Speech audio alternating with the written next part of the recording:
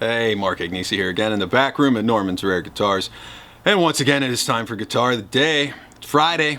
It's Flat Top Friday. It's almost a weekend. I got something so rad to show you. Let's just get back to it right now because this thing's pretty sick. Come on back. This thing is from 1934. This is the original Gibson Jumbo. Yeah, this is like the guitar that started it all.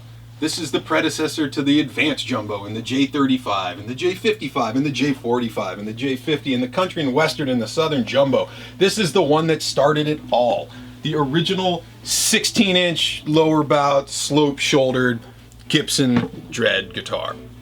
So let's talk history for a second. This came out in 1934. Up until this point, the biggest guitar Gibson was doing was the Nick Lucas, which was still based on their L-shaped guitars, but it had a lot more depth to it to try and give it a little bit more bottom and a little bit more volume.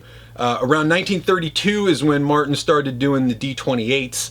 By 34, they started doing the 14-fret D28s. We did one of those. If you go back through the old episodes of Guitar of the Day, there's a 34 herringbone D28. So this is Gibson's first crack at doing a jumbo guitar.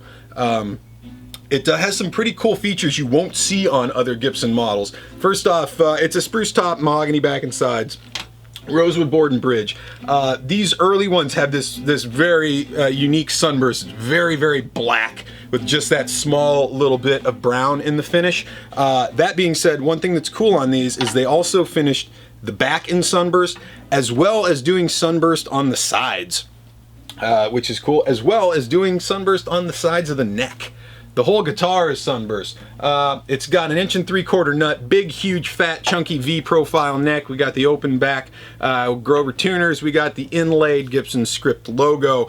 This guitar costs $60 without a case. Brand new in 1934. Excuse me, which for you historians out there, it's kind of like right in the middle of the Great Depression. There's a hell of a lot of money for a guitar when you were either talking about buying food for your family or buying a guitar. A few years later, they tried to come out with a model that would be a little bit more affordable. That's when you start to see the J35, which cost $35. They got rid of the sunburst on the back and the sides. They got rid of the back binding. They got rid of the inlaid Gibson and just went to the white silk screen. Anything they could do to get some cost out of the guitar. But this is the original, man. This is the first year of production for a guitar that is 72 years old. It's not bad, man. I'm sorry, 82 years old. Not bad. Not bad at all. Pretty good shape. Why don't we go out front? Let's hit it with our fingers. We'll hit it with a pick. We'll see what kind of sounds this lovely machine makes here. So,